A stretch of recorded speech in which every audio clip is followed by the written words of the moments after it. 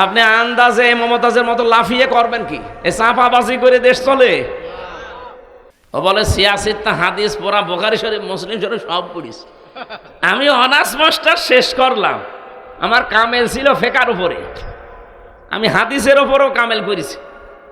এত কিছু করার পরও আমি এখনো বলতে পারি না যে আমার সব কোরআনের তাফসির, সব হাদিস পড়া শেষ। আর ও মহিলা কি চাপাবাজ, সংসদে দাঁড়িয়ে বলছে আমার সব পড়া শেষ। আমার মনে হয় ওর পেটের ওপরে পাড়া দিলে ও যদি একটা আয়াত শুদ্ধ করে বলতে পারে, ওকে আমি মিষ্টি খাওয়াবো, জীবনও পড়তে পারবে না।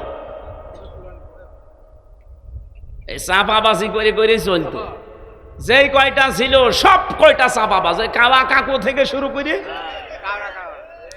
এই যে হাসাও মাহমুদ আর আমার কুষ্টিয়ার হানিফ, ইনু ননু মিয়া, ওর নাম হাসানুল হক। ইনু বলা ঠিক না, হাসানুল হক নুনু, দন্তন্নয় হস্য, দন্তন্নয় হস্য কি হয়? ওর নামে ইনু বললে গুনাহ হবে। শয়তান ইসলামের যা ক্ষতি করেছে। আল্লাহ রাব্বুল আলামিনের পরে বলেন, আল্লাযীনা উখরিজু মিন দিয়ারিহিম বিগাইরি হাক্কিন ইল্লা আইয়াকুলু রাব্বুনাল্লাহ। তোমাদেরকে যারা ঘর বাড়ি থেকে বের করে দিয়েছে, কোনো অপরাধ তোমাদের ছিল না, এই 15.5 বছর তোমাদের বাড়িতে থাকতে দেয়নি মিথ্যা অজুহাত দিয়ে, মিথ্যা মামলা দিয়ে, মিথ্যা সাক্ষী দিয়ে।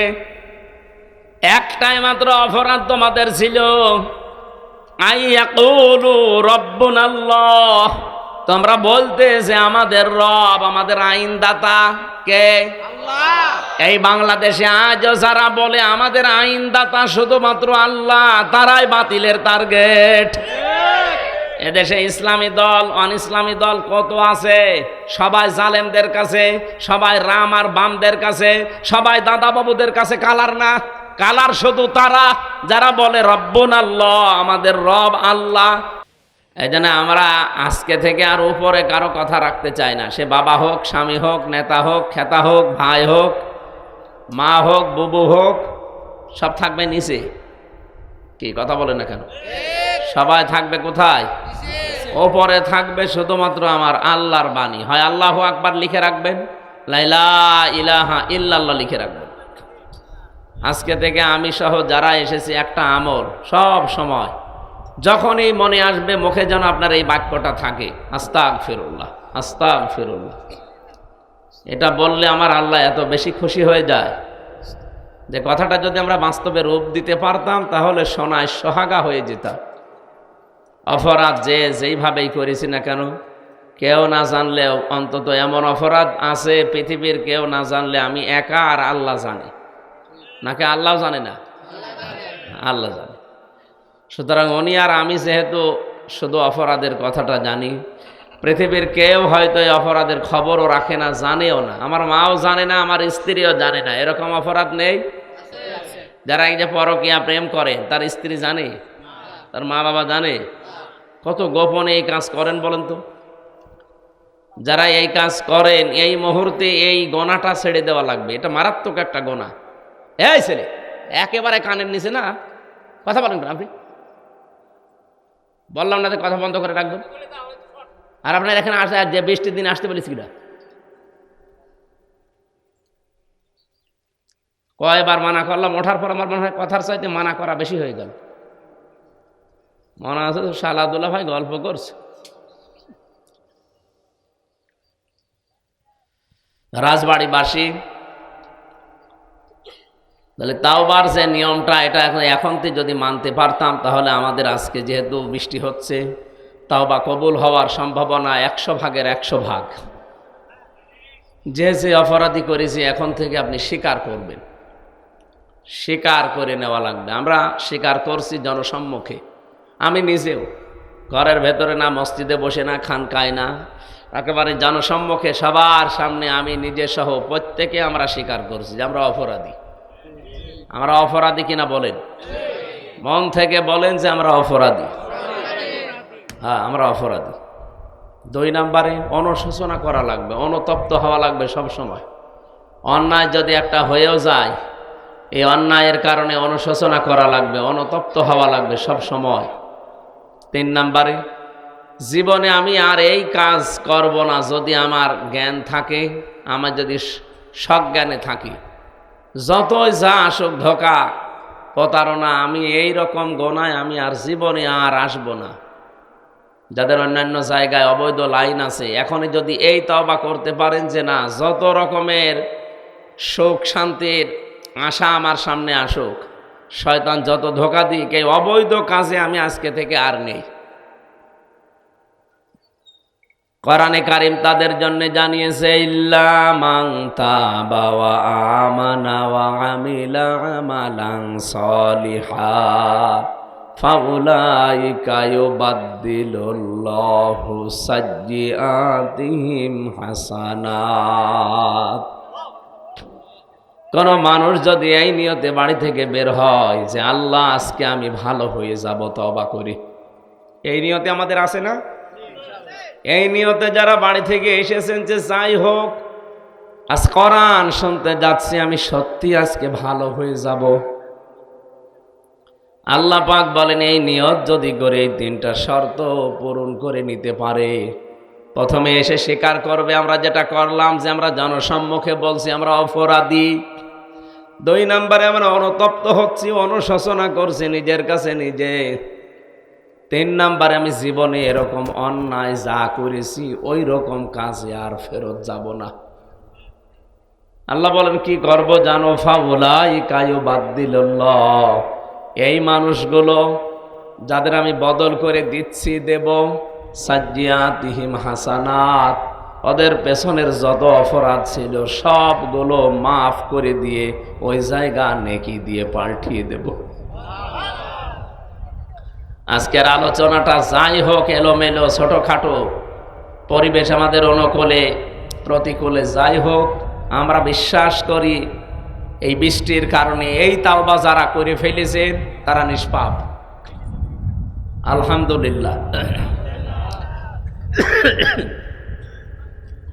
অপরাধী যেহেতু কম বেশি সবাই স্বীকার করলাম, আর আমরা আজ যে অপরাধ করার পরে যদি ওইটা আবার আর একবার হয়েও যায়, শয়তানের ধোঁকায় পড়ে নফসের জালে যদি আবার ওই কাজ কেউ করে ফেলে, শয়তান তখন তাকে আর একটা বিষয়ের দিকে নিয়ে যায়, বলে দেখ আর কতবার তওবা করবি, তোর লজ্জা শরম নেই? কতবার তওবা করলি আর কতবার ভাঙলি, তোর ওসবার দরকার নেই, যা হয়েছে হয়েছে, এমনিও জাহান্নামে যাওয়া লাগবে, অমনিও জাহান্নামে যাওয়া লাগবে, নে শুরু কর।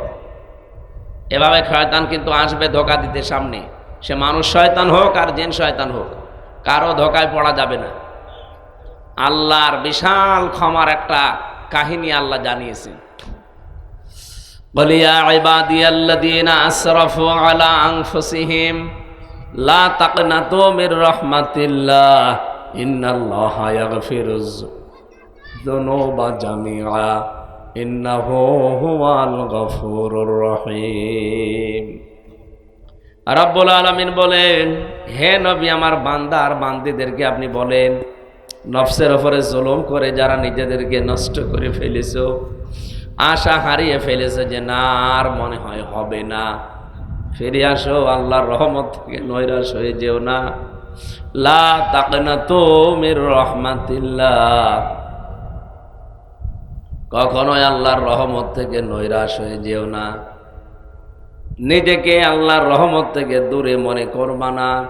ইন্নাল্লাহা ইয়াগফিরুয যুনুবা জামিআ, অবশ্যই আমার আল্লাহ পৃথিবীর যত অপরাধ আছে সব মাফ করে দিচ্ছে, দেবে।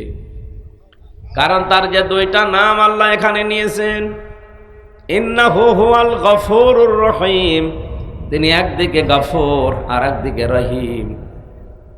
আমরা কায়দার পেছনে আল্লাহর 99টা নাম পড়েছিলাম, তাফসিরে আমি 5000 নাম পেয়েছি। এই 99টার ভেতরে একটা নাম আছে আত-তাওয়াব। কি আছে? তাওয়াব মানে পূর্ণ তওবা কবুলকারী। যতবার আপনি অপরাধ করবেন, যতবার ফিরে আসবেন, আল্লাহ ততবারই আপনাকে ক্ষমা করার জন্য বসে আছে। এখানে আমরা যারা আছি আমার মনে হচ্ছে যদিও আমি ওপরে বসে আছি, সব চাইতে বড় অপরাধী এখন আমি। কারণ আমার নিজের হিসাব তো আমি জানি। এই পৃথিবীতে সব চাইতে বড় অপরাধী আমার কাছে নিজেরই মনে হয়।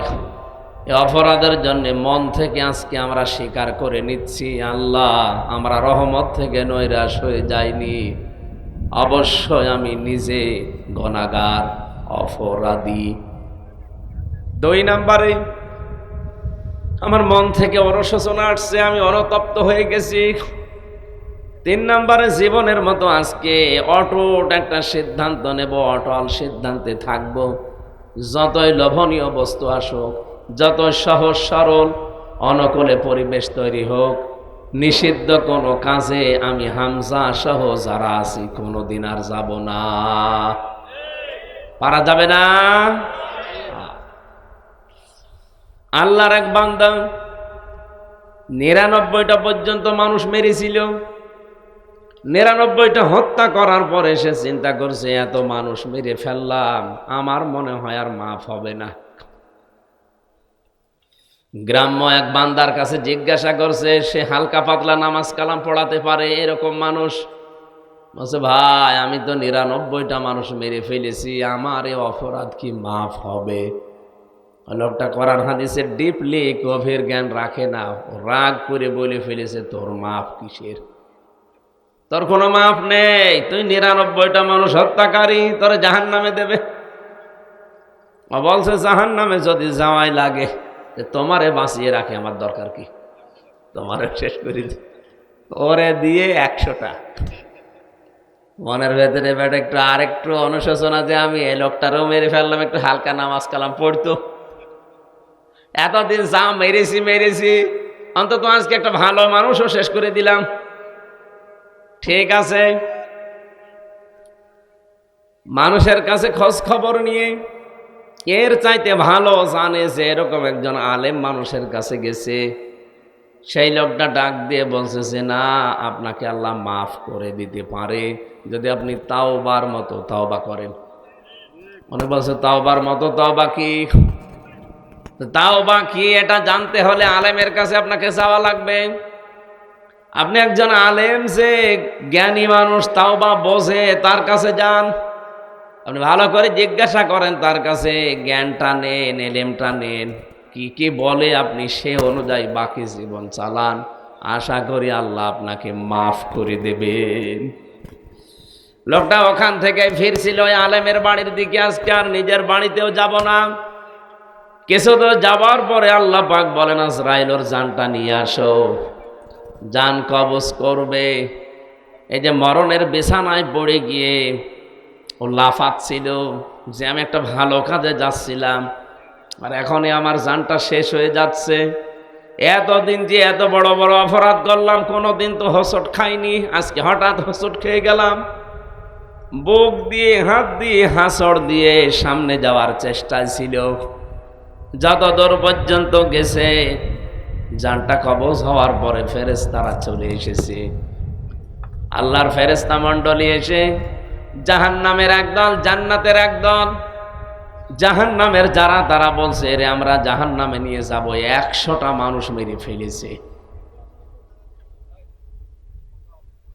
জান্নাতের মানুষ ফেরেশতা যারা বলছে, না, এরে জাহান্নামে নিতে দেব না, এ তো তওবা করার জন্য বাড়ি থেকে বের হয়েছিল।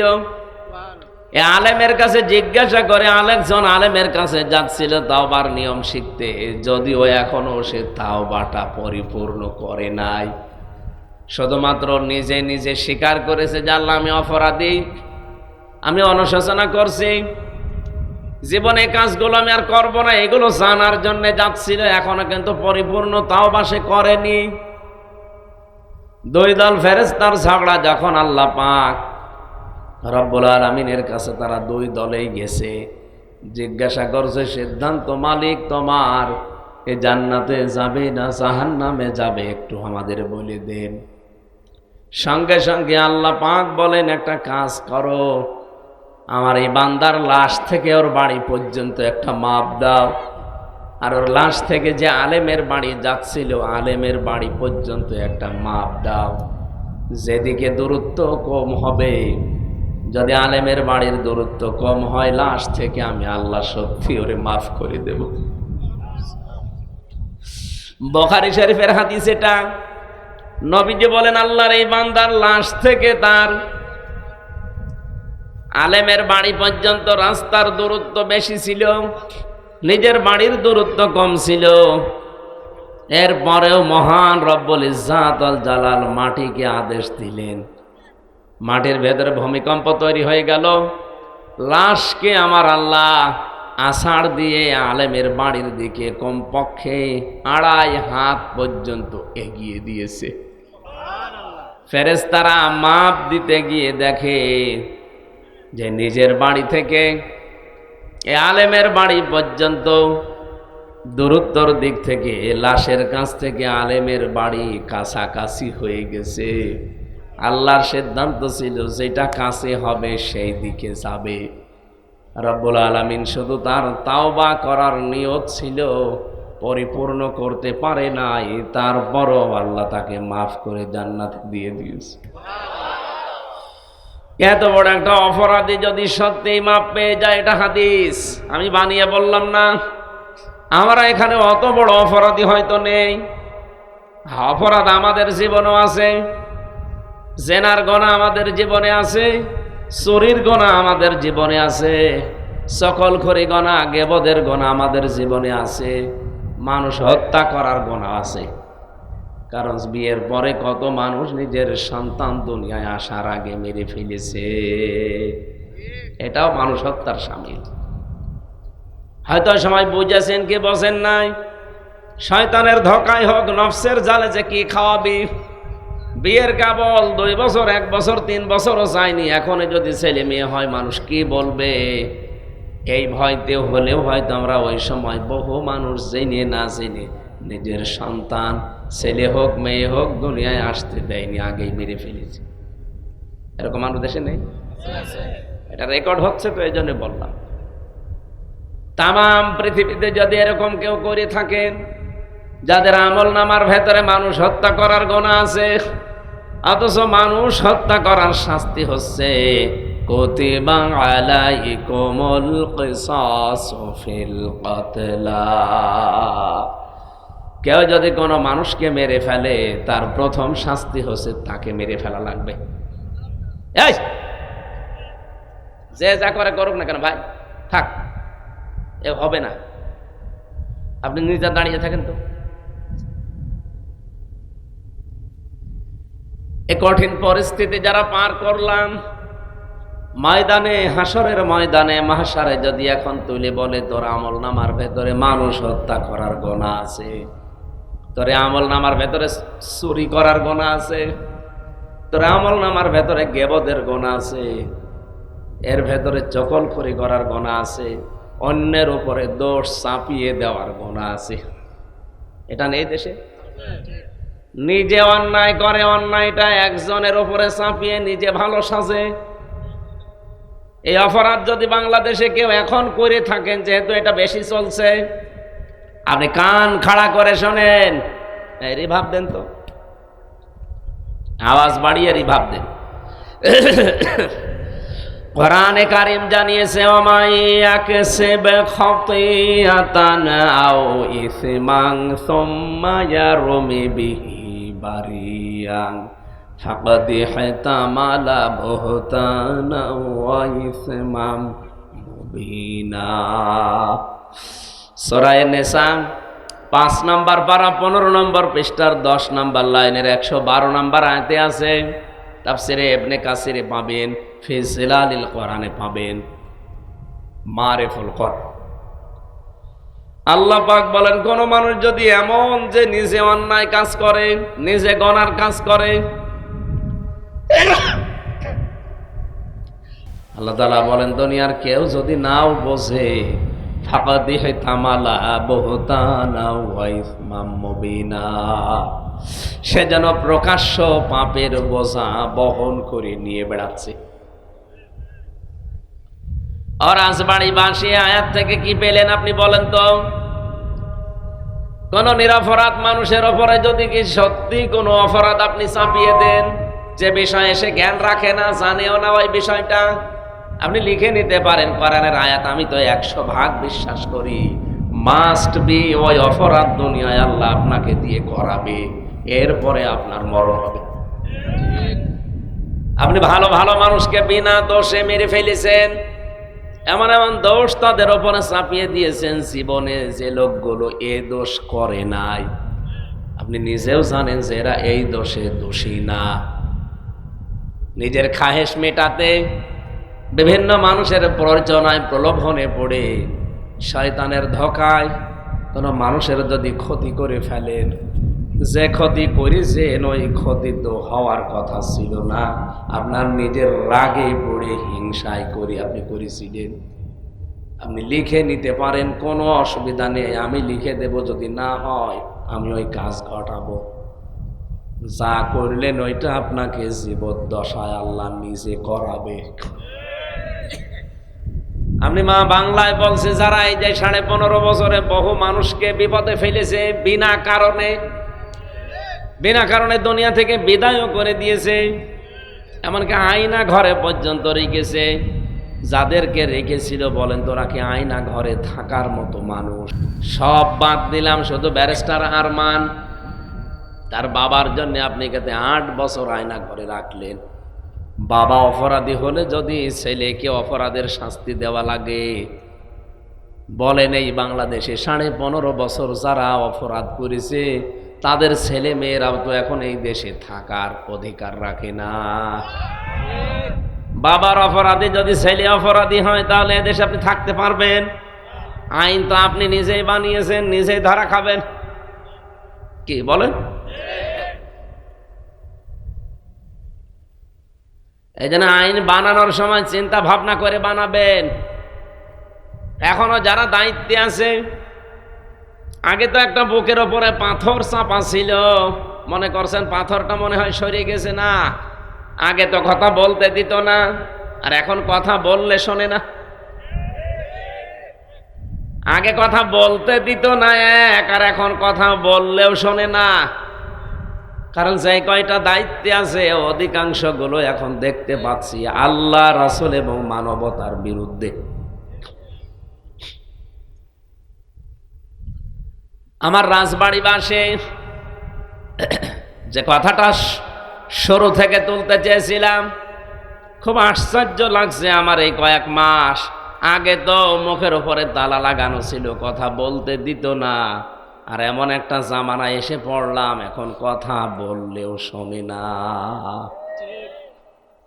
অবস্থা এই হয়ে দাঁড়ায়নি? এত কিছু বলছে জনগণ, না কারো কথায় কান দিচ্ছে না। ওই কয়েকটা হিজড়া মহিলা যা বলছে ওদেরই নাকি এই দেশ। ওরা বলছে পৃথিবী তোমার আমার, আর আমরা কি ভাড়াটিয়া? যে কয়টায় রাস্তায় নেমেছে নিজেদের অধিকার আদায়ের জন্যে, কি অধিকার আদায় করবেন আপনি? এদেশের ছাত্র জনতা বলেছিল চেয়েছিলাম অধিকার, হয়ে গেলাম রাজাকার। ওরা উল্টিয়ে এখন ওইটা কাজে লাগাচ্ছে, যে চেয়েছিলাম হিস্সা, হয়ে গেছি বেশ্যা। আপনি তো আসলেও বেশ্যা। আপনার গোপন অঙ্গগুলো মানুষকে দেখান, আপনি একটা দাজ্জুস। ঢাকার রাজপথে যে কয়টা মিছিল করছে দেখেন, ওদের দিকে তাকালে আমার মনে হয় শয়তানও বলবে যে আউযুবিল্লাহ, নাউযুবিল্লাহ, আস্তাগফিরুল্লাহ। যেটা তার স্বামীকে দেখাবে সেইটা দেখাচ্ছে আমাদেরকে। হক আদায় করতেছে।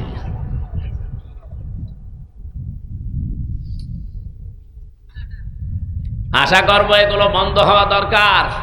এদের পেছনে রাঘব বোয়ালরা আছে, এদের জীবনও সাহস হইতো না। মিছিল 8-10 জন, 15-20 জন বের করে, মানুষ যাই কয়জন তার চাইতে মিডিয়া বেশি। কোথায় পায় এরা? এসব ভাড়া করা বিশ্বের মোড়লদেরকে দেখাতে চায় যে আমরা নারী অধিকার আদায়ের পক্ষে। এর নাম নারীর অধিকার। আজকে ইসলামপন্থী এক মা দেখলাম বলছিল বোরকা পরে, যে নিজের গোপন অঙ্গগুলো মানুষকে দেখানো যদি অধিকার হয়, এরকম অধিকার এই দেশের মুসলিম মেয়েদের দরকার নেই। যারা ওগুলো করছেন এরা দেশের মেয়ে না, আমি যে মিছিলটা দেখলাম সামনে শুধু 2 জন বাংলাদেশের মেয়ে লোক, বাকি অধিকাংশ কলকাতা থেকে ভাড়া করা।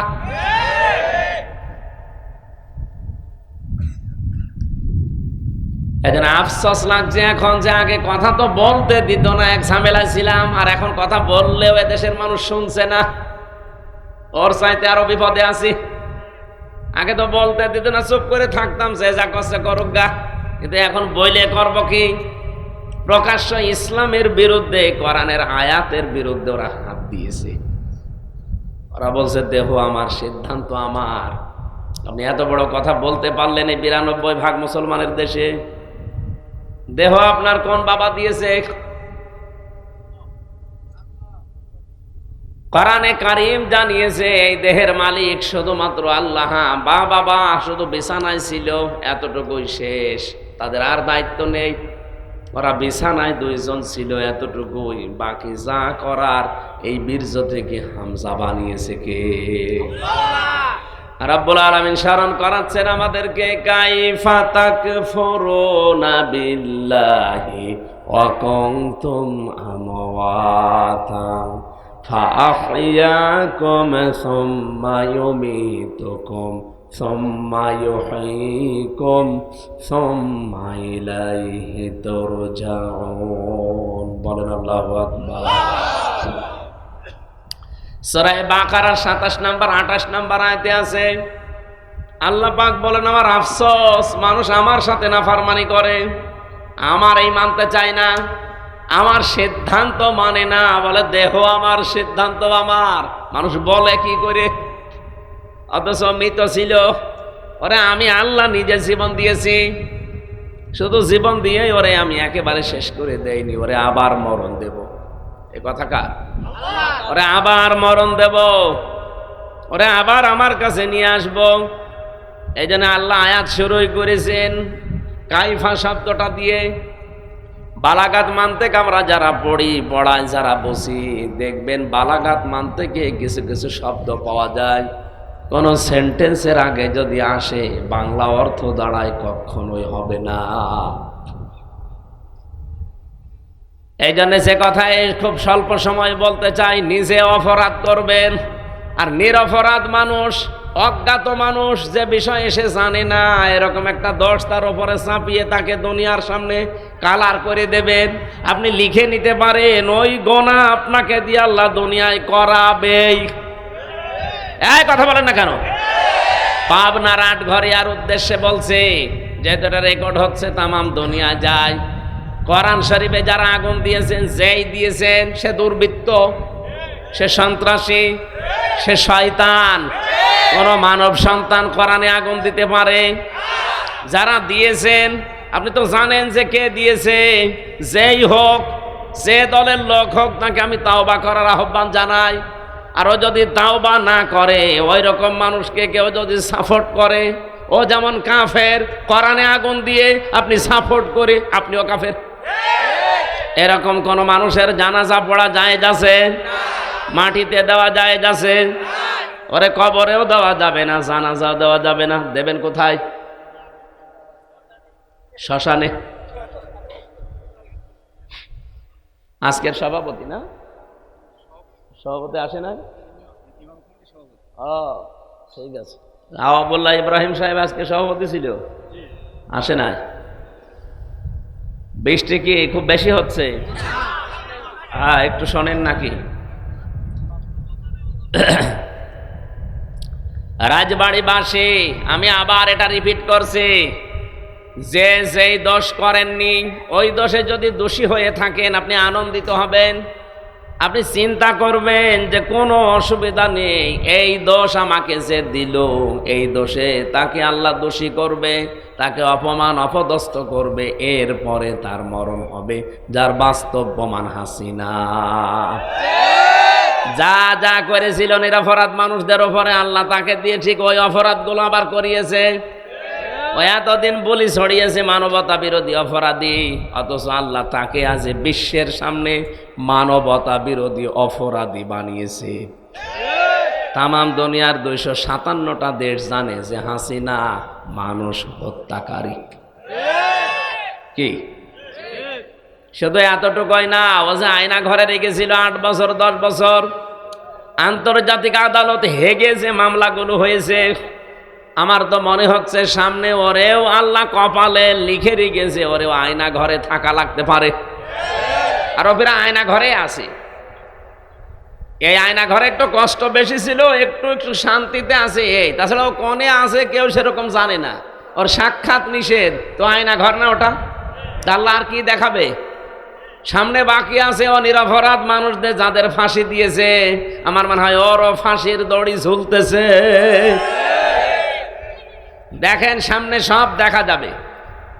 এইটার দিকে তাকিয়ে আমি বলছি পাবনার এই ঘটনাকে স্মরণ করা, যারা এই কাজ করলেন, যার উপরে রাগ করে হিংসা করে করেছেন, আপনি কিন্তু কোরআন শরীফে আগুন দেননি, আপনি আগুন দিয়েছেন নিজের কপালে। এই জন্য যারা এই কাজ করেছেন তাওবা করেন ভাই, স্বীকার করেন। তাওবার নিয়ম কি কি বললাম? প্রথমে স্বীকার করা, প্রথমে কি? এখন স্বীকার করবেন কার কাছে? না না, স্বীকার করবেন অপরাধ যার কাছে, স্বীকার তার কাছে। আপনি যার কাছে দোষ করেছেন তার কাছে স্বীকার করবেন। পাবনার এই অফিসে 150 কোরআনে যারা আগুন লাগিয়েছেন, এই অফিসের মালিক যারা, তাদের কাছে স্বীকার করবেন। যদি ওই অফিসের লোকজনই আগুন দিয়ে থাকে, তারা নিজেরাই জাতির সামনে বলবেন যে আমরা এই কাজ করেছি। ওরা যদি না করে অন্য কেউ করে থাকে, কোনো দুর্বৃত্ত যেই হোক, তার জাতির সামনে বলা লাগবে যে আমি করেছি।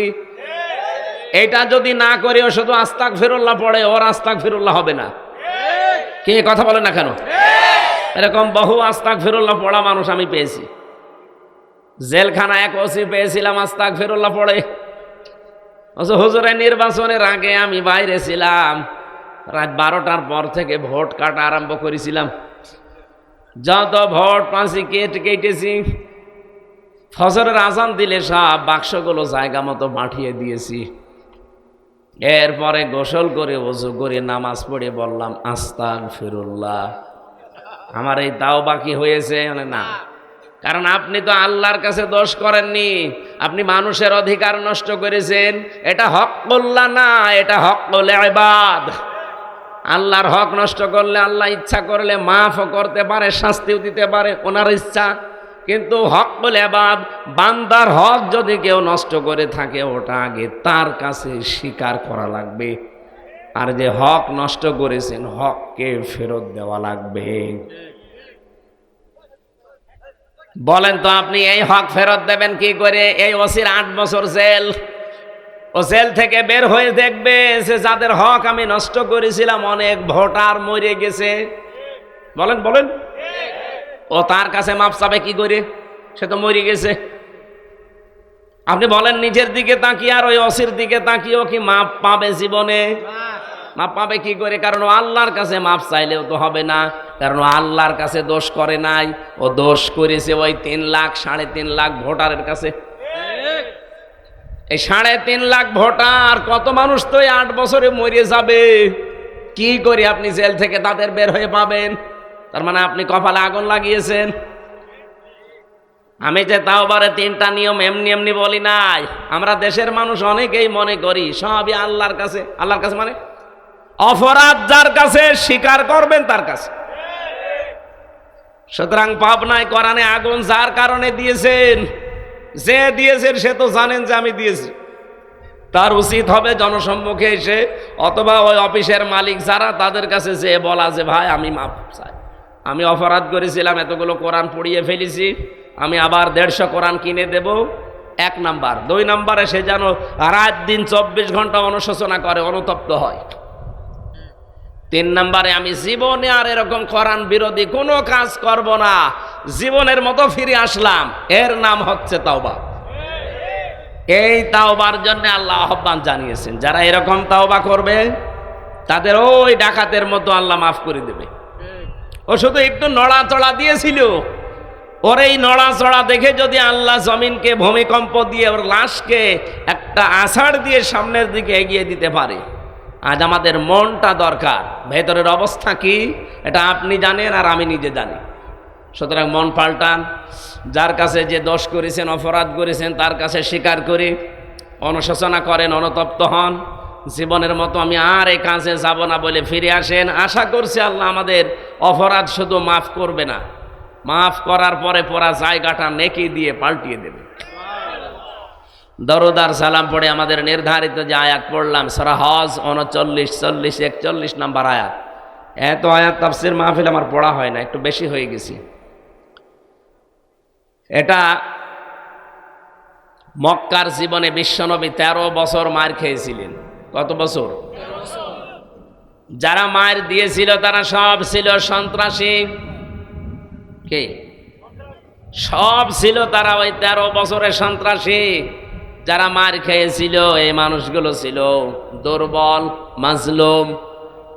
আল্লাহ রাব্বুল আলামিন 13টা বছর তাদের এই জুলুম, অত্যাচার, নির্যাতন দেখার পরে অনুমতি দিলেন, উযিনা লিল্লাযীনা ইউকাতালুনা বিআন্নাহুম যুলিমু।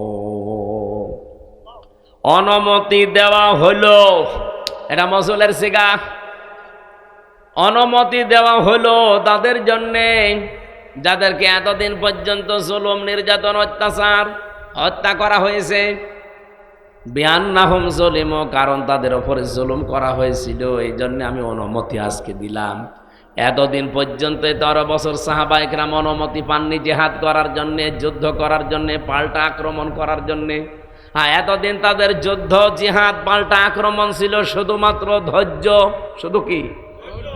আমরা আজ 15 বছর যেটা ধরেছিলাম, যাই করুক না কেন কিছুই করার নেই। অনুমতিও পাইনি কোনো জায়গা থেকে। মায়ের খাওয়া লাগবে, জেনে শুনেই মায়ের খাওয়া লাগবে।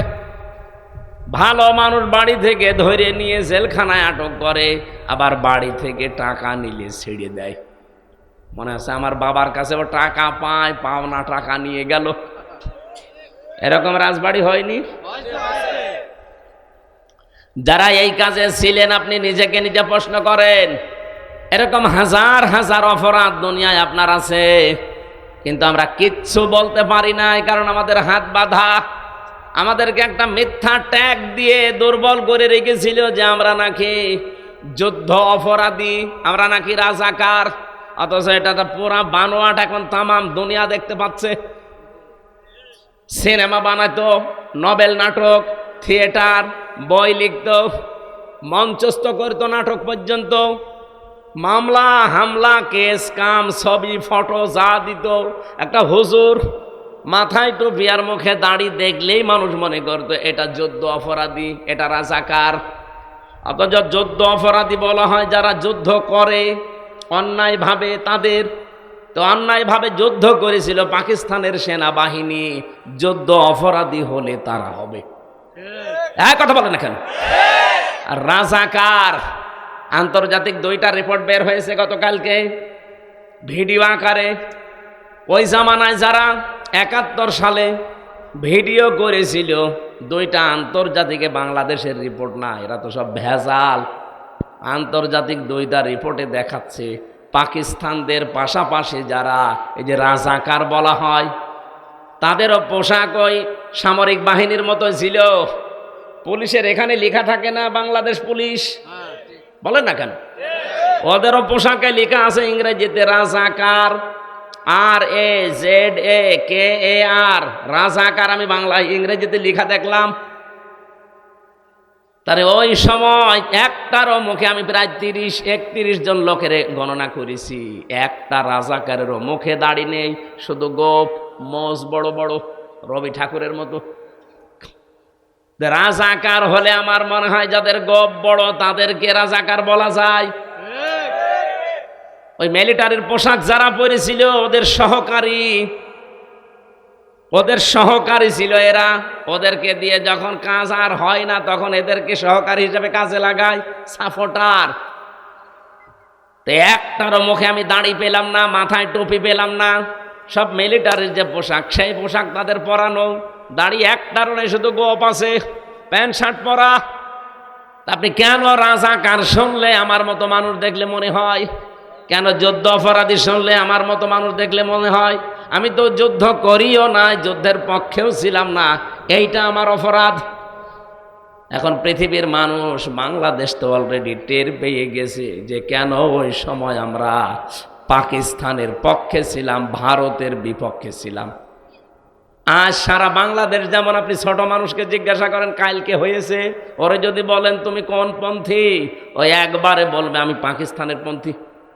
ও জীবনেও ভারতপন্থী বলবে না, কারণ ভারত আল্লাহর ঘর ভেঙে দিচ্ছে। ওই জামানায় ঠিক এই 54 বছর আগে ওরাও এইটাই বুঝেছিল। আমরা 54 বছর পরে যেটা টের পাচ্ছি, ওরা ওই সময় ওটা আগেই বুঝেছিল যে আমরা পক্ষ নিয়ে করব কি। এই মাতাল জাতিটা, এই পৃথিবীর নিকৃষ্ট জাতি, এই মুশরিকরা, ওরা যা সাপোর্ট করছে, ওরা যদি 5 টাকা সাহায্য করে 15 টাকা খাবে। এই জন্য হয়তো চুপ ছিল, কিছু বলে নাই। আর তাদের ওপরে দোষ চাপিয়ে এতদিন পর্যন্ত কালার তো করেছেনি, আবার এখনো পর্যন্ত কালার করার চেষ্টায় আছে। কিছু হলেই আপনি 71-এর তুলনা দেন, কিছু হলে 52, কিছু হলে 47। আরে শয়তান, 24-এর তুলনা দিতে পারো না? কথা তুললে 71, 47, 52 মানে 24-এর কথা বলা লাগবে এখন, কারণ দেশ চলছে 24-এর চেতনা অনুযায়ী। এটা মে মাসের আজকে 20 তারিখ, আর সামনে মাসের 11 দিন আছে, আর সামনে মাসের জুন মাসের 10 দিন, 21 দিন পরে জুলাই ঘোষণাপত্র বের হবে, 36শে জুলাই। তখন এমনি যে সংবিধান চলছে এটা বাতিল হয়ে যাবে, ওই সংবিধান থেকে দেশ চলবে। এখন যে চোপ্পমিয়া আছে, চোপ্পমিয়া অটোমেটিক বাতিল হয়ে যাবে, কারণ ওই সংবিধান থেকে তাকে রাষ্ট্রপতি বানানো, ওইটাই তখন থাকবে না। জুলাইয়ের চেতনা দেখে যে জুলাই ঘোষণাপত্র পাঠ হবে 10 তারিখে জুনে, ওইটা থেকে দেশ চলবে। চুপ্পু শেষ। বাকি যারা এতদিন আশায় বুক বেঁধেছিল যা পা চট করে আসবে আর ফট করে ধরবো, এগুলোও শেষ। কারণ যে আশায় ছিলেন যে আর একটা নতুন দল গঠন করব, সে আব্দুল হামিদ ও শয়তান পালিয়েছে। কথা বলছে না কেন? আপনি যে থরে থরে সাজিয়ে চিন্তা ভাবনা করেছিলেন যে যাই হোক এ দেশের লোক তো আর এই ফ্যাসিস্ট, এই সন্ত্রাসী, এই স্বৈরাচারদের মানে না, কি করা যায়, নরমাল যারা হালকা পাতলা আছে তাদেরকে দিয়ে নতুন দল গঠন করে আবার দেশে চালিয়ে দেব। সেইটা আবার হইল না। এ আব্দুল হামিদ, এই অ্যাডভোকেট আব্দুল হামিদ রাষ্ট্রপতি, এর সভাপতি, আর ওইদিকে নারায়ণগঞ্জের সেলিনা হায়াত আইভি এর সেক্রেটারি, এই দিয়ে চেষ্টা চালাচ্ছিল সামনে যে এদেরকে 2 জনকে দিয়ে আমরা চেষ্টা করব যে দেশে আবার আওয়ামী লীগ যেন না। সেটা তো অলরেডি নিষিদ্ধ হয়ে গেছে, একজন পালিয়েছে আর একজন ছেলে এখন মার্ডার মামলার আসামি। সব ভিডিও ফুটেজ আছে। স্বরাষ্ট্রমন্ত্রী আসাদুজ্জামান কামালের সাথে ওই সময় পুলিশের আইজিপি যে ছিল আব্দুল্লাহ মামুন, তার সাথে ভিডিও কি কি কথা হচ্ছে একেবারে দাঁড়িয়ে, সব এখন প্রমাণ হাতে নাতে। আপনি যাবেন কোথায়? আর বাকি 3 নাম্বার স্থলে ছিল সাবের হোসেন চৌধুরী, আর আরেকজন ছিল ওদিকে কক্সবাজারের। এই 2 জনকে দিয়ে মনে করেছিল 3 নাম্বার স্তরে এদেরকে দিয়ে সাজাবো, সেইটাও গুড়ে বালি। সে সাবের হোসেন চৌধুরীও নেই, আর এই কক্সবাজারের সে বাটা জাফরও এখন জেলে। 1, 2, 3 স্তরে স্তরে সব শেষ। আপনি এখন যাবেন কোথায়? যাবেন কোথায় মানে জালেমরা যা করেছে তার পরিণতি ভোগ করা লাগবে না? এই জন্য আগামীতে কেউ যেন আবার এরকম জুলুম করেন না। নিজে যা করেন অপরাধ, আর একজন ভালো মানুষের উপরে ঘাড়ে দোষটা চাপিয়ে নিজে ভালো সাজছে। আপনি যার উপরে দোষ দিতে চান, আপনার বিবেকের কাছে প্রশ্ন করেন, আসলে কি সেই লোকটা অপরাধী? আপনি কার দিকে তাকিয়ে কথা বলেন? বলেন। সুস যদি ঝাঁঝরকে বলে, ঝাঁঝর যদি সুসকে বলে যে তোমার পেছনে দেখলাম একটা ফোঁটা করা আছে, তো এটা মেনে নেওয়া যায়? সুসের তো ফোঁটা কয়টা, আর ঝাঁঝরের? তা আপনারা যারা দোষ দেন আজ, আপনাদের ফোঁটা কয়টা আপনারা জানেন?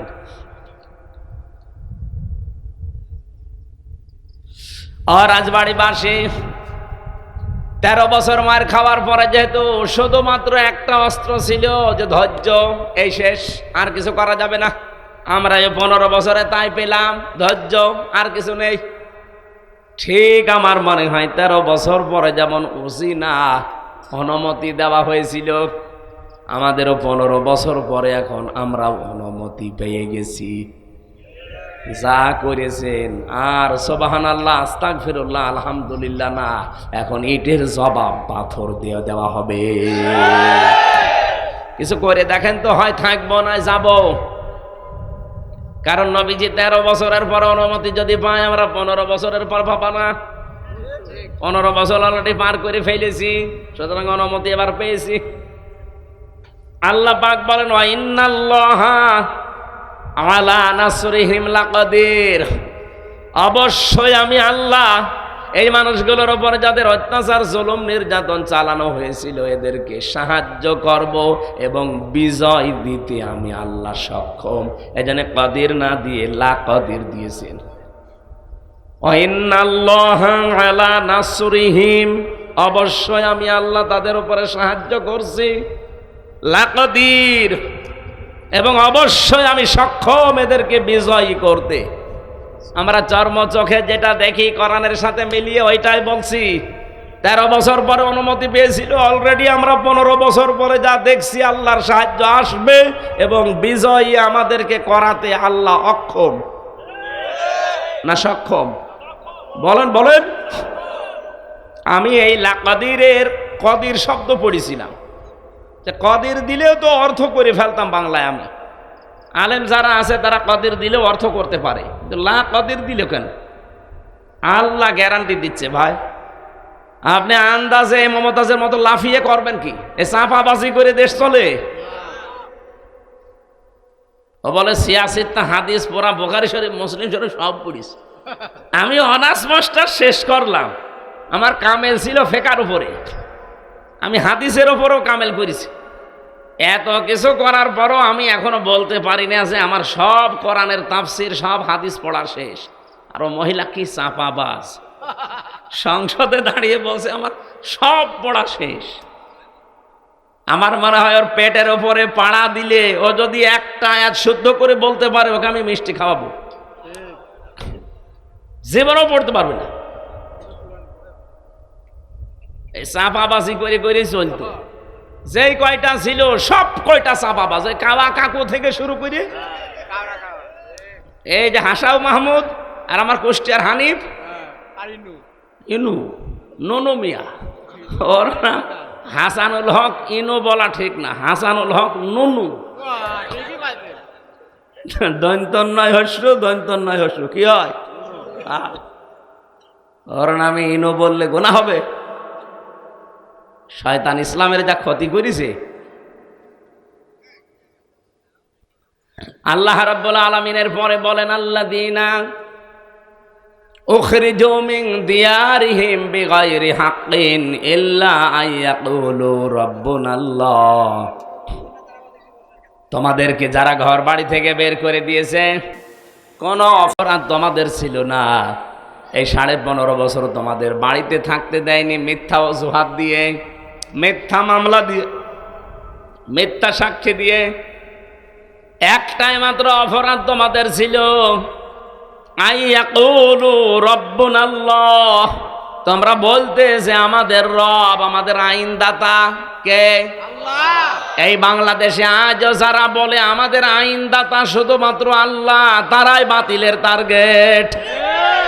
এদেশে ইসলামী দল অন ইসলামী দল কত আছে, সবাই জালেমদের কাছে, সবাই রাম আর বামদের কাছে, সবাই দাদা বাবুদের কাছে। কালার না, কালার শুধু তারা যারা বলে রব্বুনাল্লাহ, আমাদের রব আল্লাহ। এর তো ব্যাখ্যা করা লাগবে। রব্বুনাল্লাহ বললেন আমার রব আল্লাহ কি? রবের 5টা অর্থ হয়। রব মানে সৃষ্টিকর্তা, রব মানে আইনদাতা, রব মানে মাবুদ, ইবাদত মাওয়ার যোগ্য, রব মানে অভিভাবক, রব মানে উকিল। বলেন তো এই বাংলাদেশে আজ যারা বলে আমরা আল্লাহর আইন ছাড়া কারো আইন চাই না, তারা এই দেশে অনেকের কাছে শত্রু। ভালো মানুষ নামাজ রোজা পড়ে, তারপরও শত্রুতা করে যে তুমি আল্লাহর আইন চাও, এ কথা বলো কোন কারণে? কোন মানুষ যদি মনে প্রাণে নামাজ পড়ে, রোজা রাখে, পর্দা করে, কিন্তু এ দেশ আল্লাহর আইন দিয়ে চলুক, পরিবার, সমাজ, রাষ্ট্র চাই না, আপনি লিখে নিতে পারেন লোকটা মুনাফিক। এখানে নেই? কারা কারা এরকম মনে আছেন যে আল্লাহর আইন দরকার নেই, আমি তো নামাজ পড়ি, রোজা রাখি, আমার বউ পর্দায় থাকে, কিন্তু আল্লাহর আইন দিয়ে একেবারে ইউনিয়ন থেকে সংসদ চলবে আমি চাই না? কারা বলেন তো, হাত তোলেন। একটাও নেই। অথচ আপনি বাস্তবে জায়গা মতো যে কিন্তু অস্বীকার করে বসেন। বলেন আপনার এই কথা দিয়ে, আপনার রায় দিয়ে, সমর্থন দিয়েই তো চলবে যে আল্লাহর আইন মতো ইউনিয়ন চলবে, উপজেলা চলবে, পৌরসভা চলবে, সংসদ ভবন চলবে, মন্ত্রণালয় চলবে, সেক্রেটারিয়েট চলবে। এগুলো আল্লাহর আইন মতো চালালে অস্কর রব্বাকা না না। সূরা আহজাবের ভেতরে আয়াতটা আছে, আমার আয়াতটা সিরিয়াল মনে আসছে না, 35 নাম্বার এই আয়াতটা, 34 নাম্বার আয়াত। রব্বুল আলামিন বলেন, অজকুর মা ইউতলা ফি বাইতিল্লাহি হিকমাতুন, হিকমতপূর্ণ কথাগুলো ঘরের ভেতরে তেলাওয়াত করবে যারা। হিকমতপূর্ণ কথা পৃথিবীতে সবচাইতে হিকমতপূর্ণ কথা হতে পারে কার? আল্লাহর চাইতে হিকমতে কথা বলা কেউ আছে দুনিয়ায়? আল্লাহর যত কথা হিকমতপূর্ণ, আর সব কথা আল্লাহ কোরআনে দিয়েছেন। কি এত হিকমতের সহিত কথাগুলো সাজিয়েছেন, এত সূক্ষ্মভাবে। আপনি একটা আয়াত নিয়ে চিন্তা ভাবনা করে যদি পড়ে থাকেন, একটা আয়াতে আপনাকে জান্নাতে নিয়ে চলে যাবে। আল্লাহ বলেন যত রকমের ঘর আছে, ফি বুয়ুতিন, যত রকমের ঘর আছে, সব ঘরের ভেতরে আমি আল্লাহর মা ইউতলা আলাইকুম, তাদের উপরে তারা যেন তেলাওয়াত করে আমি আল্লাহর আয়াতগুলো।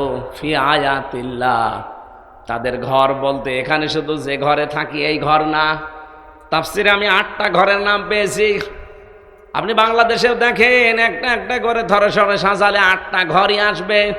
নিচের ঘর, ইউনিয়নের যে ঘর আছে, যেখানে তো ইউনিয়নবাসী তাদের কথাবার্তা নিয়ে সেখানে উপস্থাপন করে। ইউনিয়ন পরিষদে ঘর আছে না? এরপরে আপনি উপজেলা পরিষদে ঘর পাবেন, এরপরে আদালতে ঘর পাবেন জেলা শহরে। আদালতের ঘর আবার 2টা জেলায়, একটা হচ্ছে ম্যাজিস্ট্রেট কোর্ট আর একটা জজ কোর্ট। ম্যাজিস্ট্রেট কোর্টের জন্য আলাদা ঘর নেই, জজ কোর্টের জন্যে। কথা বলছেন আমার? আপনি নিজের ব্যক্তিগত ঘর, ইউনিয়নের ঘর, উপজেলার ঘর, আদালতের ঘর। আদালতে তো 2 প্রকার বললাম। এরপর পৌরসভার ঘর, এরপরে মন্ত্রণালয়ের ঘর। প্রত্যেকটা মন্ত্রীর আলাদা আলাদা বিভাগ আছে, ঘর আছে। এরপরে সর্বোচ্চ ঘরের নাম হচ্ছে সংসদ। এটাও ঘর না? এই 8টা ঘরে যদি আল্লাহর আয়াতগুলো তেলাওয়াত হতো সকাল সন্ধ্যা, আর ওই আয়াতের উপরে যদি মেসেজ করে আমরা চলতে পারতাম, এই বাংলাদেশটাও মিনি জান্নাত হয়ে যেত। আল্লাহ পাক এইটাই জানিয়েছেন, আলাউলা দাফউল্লাহিন নাসা বিবাযিহিম বাযিন লাহুদ্দিমাতি সাওয়ামিউ ওয়া বিয়াউ ওয়া সালাওয়াতু ওয়া মাসাজিদু ইযকারু ফিহা ইসমুল্লাহি কাসীরা। এখানে বাংলা অর্থ শুনলে আপনি মনে করবেন আয়াত ভুল, আমিও মনে করেছিলাম, কিন্তু স্পেশাল কিছু অর্থ এখান থেকে বের করা লাগবে। ওয়ালাউলা দাফউল্লাহ, আল্লাহ যদি নিজে দাফা না করতেন, দাফা মানে প্রতিহত করা, ধ্বংস করা না, প্রতিহত করা, বাধার সৃষ্টি করা অথবা প্রতিবন্ধকতা সৃষ্টি করা, এরকম অর্থ হয় দাফা লাহুদ্দিমাতের। তাহলে ধ্বংস হয়ে যেত, শেষ হয়ে যেত, আল্লাহ যদি নিজে এটাকে প্রতিহত না করতেন। আল্লাহ যদি ভালো দিয়ে মন্দকে চাপা না দিতেন, অথবা ভালো দিয়ে মন্দের উপরে বিজয় না করতেন।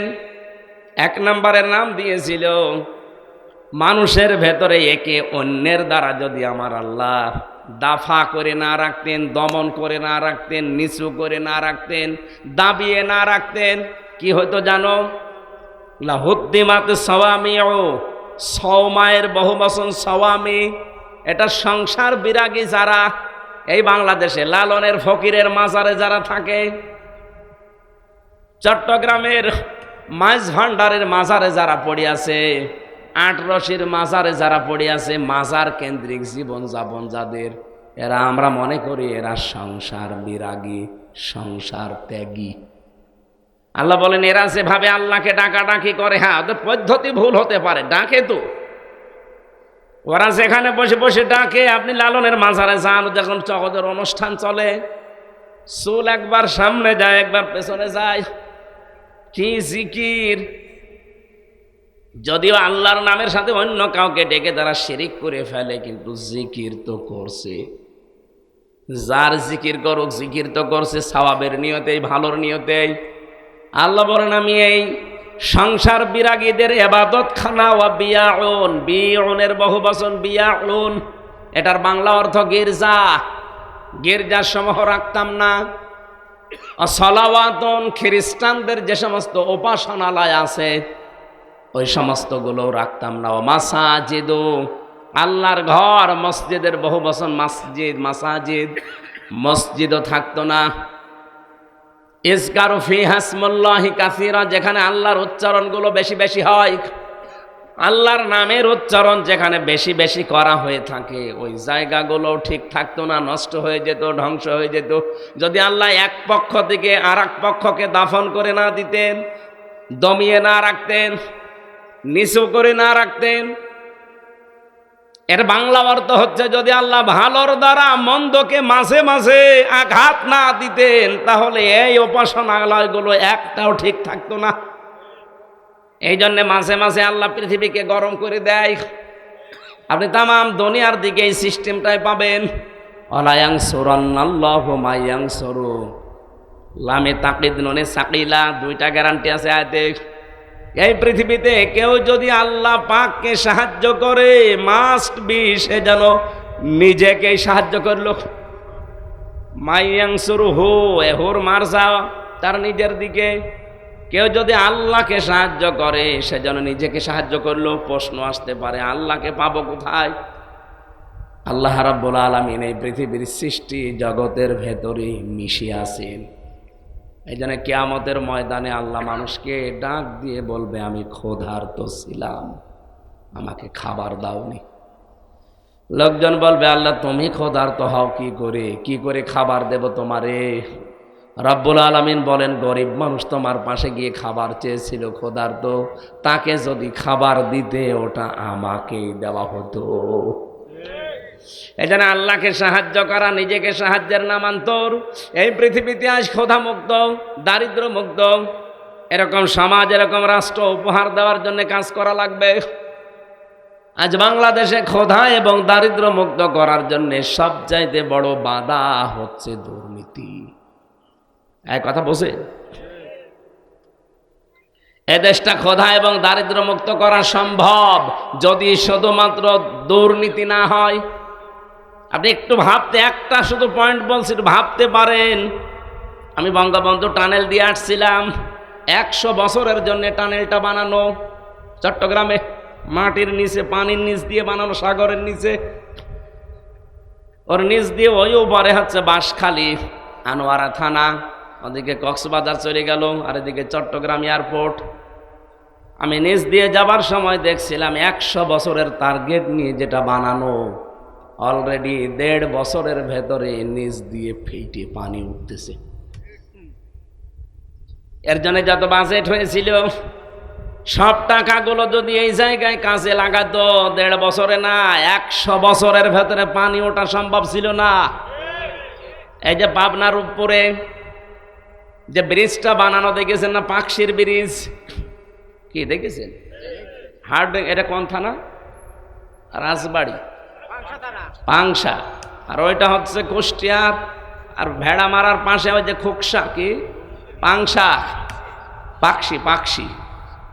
ওটা 100 বছর টার্গেট নিয়ে বানানো ছিল ওই সেতুটা, ওই লোহার সেতু। মাঝে মাঝে ওর পাশে দাঁড়ালে আমার মনে হয় লোহা আছে কত। 100 বছরের টার্গেট নিয়ে বানানি, অলরেডি 100 বছর পার হয়ে গেছে, কিছুই হয়নি। তার মানে যেভাবে বানানোর দরকার, যা বাজেট ছিল পুরাটা খরচ করে বানিয়েছিল, এই জন্য টিকে আছে জিনিসটা। আমি একটা গল্প শুনেছিলাম, আমার দাদার এক চাচাতো ভাই ছিল মাথা খারাপ। ও আমার দাদার কাছে বলছে, ভাই আমি পাকশির ব্রিজ দেখতে গিয়েছিলাম, মনে হচ্ছে 100 কেজি লোহায় আছে। কত কেজি? তার মানে ওই 100-র উপর আর গুনতে পারে না। এই জন্য বলছে যে ব্রিজ দেখে আসলাম, মনে হচ্ছে 100 কেজি লোহায় আছে। ওখানে 100 কেজি? তো একটা লোহায় তো 100 কেজি। কত হাজার হাজার মন লোহা দিয়ে বানানো, 100 বছর তার গেট নিয়েছে, কিন্তু 100 পার হয়ে আমার মনে হয় আরো 100 বছর যাবে, কিছুই হবে না। আর বঙ্গবন্ধু টানেল তার বলা যাচ্ছে না, টনেল হয়ে গেছে। 1.5 বছরে পানি ওঠা আরম্ভ হয়েছে, এখন রিপেয়ারিং করছে। এখন পদ্মা সেতু নিয়ে কাজটা ভালো হয়েছে। বরিশাল, খুলনা বিভাগ আর ঢাকার সাথে ভালো যোগাযোগ ব্যবস্থা হয়েছে। এখন সব রিপোর্ট পাওয়া যাচ্ছে, এই সেতুটা যেই টাকা দিয়ে বানানো হয়েছে, ওই টাকা দিয়ে 4টা সেতু বানানো যায়। একটা সেতুর টাকা নাই শেষ, এখনো 3টা টেকুর সেতুর টাকা কই? সব আল্লাহর ওলিরা পাঠিয়েছে বিদেশে। এই জন্য 8 দিন হয়ে গেল জয় সজীব অজেদ জয় অলরেডি আমেরিকার ভিসা নিয়ে, নাগরিকত্ব নিয়ে ওর ফর্ম পর্যন্ত পূরণ করে এখন ও ওই দেশের নাগরিক। এই দেশে আর ওর না আসলেও চলবে।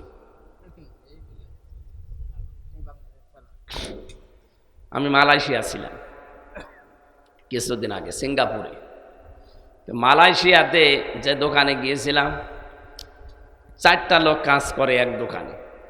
এক লোক থাইল্যান্ডে বাড়ি, বাংলাদেশের যশোরের একজন আছে, পাকিস্তানের একজন, আর ভারতের 2 জন। এই লোকগুলো ওখানে কাজ করছে। প্রত্যেকে তার নিজের দেশ থেকে ভিসা পাসপোর্ট করে গেছে। আমাদের দেশ থেকে যে গেছে যশোর থেকে, তার 8.5 লাখ টাকা খরচ। মাসে ইনকাম তার 1.5 লাখ টাকা মাসে, মনে করেন 1.5 লাখ। ও আর একটু বেশি বলেছিল, আমি 1.5 লাখে ধরলাম। ওর পাশের চেয়ারে বসে বসে, ওই যে দর্জির কাজ করে, কাপড় চোপড় সেলাই করে, ওর পাশে যে আছে সে, তার বাড়ি হচ্ছে পাকিস্তানে। তার খরচ হয়েছে 2,20,000 টাকা। তারও ইনকাম মাসে ওই 1.5 লাখ। এর পাশে দেখলাম 2 জন সেলাই করছে, তাদেরও মাসে 1.5 লাখ টাকা। তাদের খরচ হয়েছে 1,20,000। এর পাশে একজন থাইল্যান্ডের আছে, সেও কাজ করছে, তার খরচ হয়েছে আসতে 30,000 টাকা বাংলাদেশের টাকায়। পাশের রাষ্ট্র তো। 30,000 টাকা খরচ, ইনকাম হচ্ছে 1.5 লাখ। এই যে 5 জনের হিসাব বললাম, 5 জনেরই প্রতি মাসে এই দোকান থেকে ইনকাম, কাপড় চোপড় সেলাই করে 1.5 লাখ করে। কিন্তু খরচের তালিকা মিলান তো, 8.5 লাখ একজনের, 1,20,000 একজনের, 2,20,000 একজনের, 30,000 একজনের। খরচ তো প্রত্যেকের আকাশ পাতাল হয়ে গেছে, কিন্তু উপায় সমান। আমি জিজ্ঞাসা করলাম, এই টাকাগুলো, এত টাকা লাগে? ভারত, পাকিস্তান, আমরা তো পাশাপাশি। থাইল্যান্ড সেটা দূরে আছে, ওটা মেনে নিলাম, ঠিক আছে। কিন্তু পাশাপাশি থাকতে আমাদের কোথায় 8.5 লাখ আর কোথায় 2,20,000, 1,20,000, এত কেন? আমাদের ওই 2,20,000, 1,20,000 হয়ে যায়, তো বাকি টাকা হাসিনার বোন রেহেনা নেয়। আর ওই যে দরবেশ, ওই দাড়িয়ালা দরবেশ সালমান এফ রহমান আর জয়, এই 3 জন মিলে আল্লাহর ওলিরা ভাগ পায়। শুধু মালয়েশিয়া, 257টা দেশ আছে বিশ্বে। যত দেশে, যত জায়গায় মানুষ, এই দেশ থেকে প্রায় 1 কোটির উপরে মানুষ থাকে। সব টাকা পয়সা একেবারে চোখ বন্ধ করে থাকলেও তাদের অ্যাকাউন্টে চলে যায়। বলেন সুবহানাল্লাহ। আপনি সুবহানাল্লাহ বলেন। আপনি চিন্তা করতে পারেন? এই জন্য বলছি, দেশটা দাঁড়িয়ে যাবে, কোনো অসুবিধা নেই। এদেশের মানুষ মানুষ না, এটা মানব সম্পদ। শুধুমাত্র দুর্নীতি বন্ধ করা লাগবে। এই জন্য আল্লাহকে সাহায্য করা এখন আল্লাহর আইনগুলো জমিনে কায়েম করার মাধ্যমে, যে আল্লাহর আইনে জমিনে কায়েম করার জন্য চেষ্টা চালাবে, সে যেন লিখে নেয় যে আমি নিজেকেই নিজে সাহায্য করছি। আলা ইয়ানসুরান্নাল্লাহু মাইয়ানসুরুহু ইন্নাল্লাহা লাকাবিয়্যুন আজিজ। অবশ্যই আমি আল্লাহ লাকাবিয়্যুন আজিজ দিয়েছেন, কবিয়্যুন আজিজ দিলেও হয়ে যেত, মহাপরিক্রমশালী এবং শক্তিমান। আল্লাযীনা ইম্মাক্কান্নাহুম ফিল আরদি আকামুস সালাহ